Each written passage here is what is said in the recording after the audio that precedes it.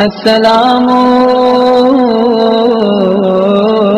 عليك يا أبا عبد الله وعلى الأرواح التي حلت بفنائك،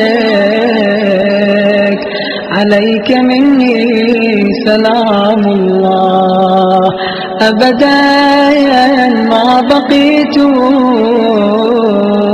وبقي الليل والنهار، ولا جعله الله آخر العهد مني لزيارتكم. السلام على الحسين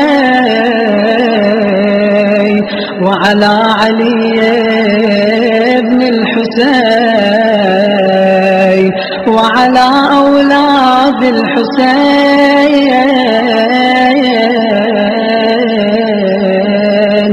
وعلى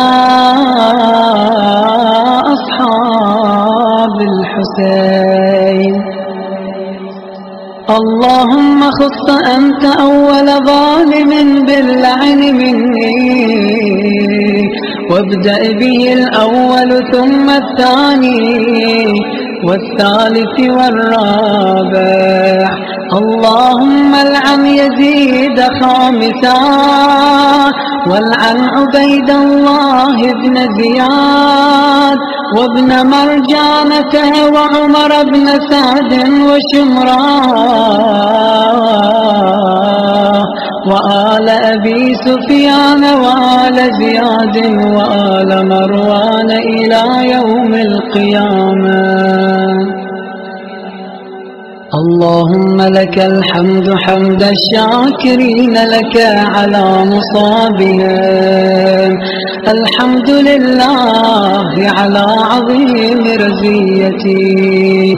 اللهم ارزقني شفاعة الحسين عليه السلام يوم الورود، وثبت لي قدم صدق عندك مع الحسين وأولاد الحسين وأصحاب الحسين الذين بذلوا مهجهم دون الحسين عليه السلام.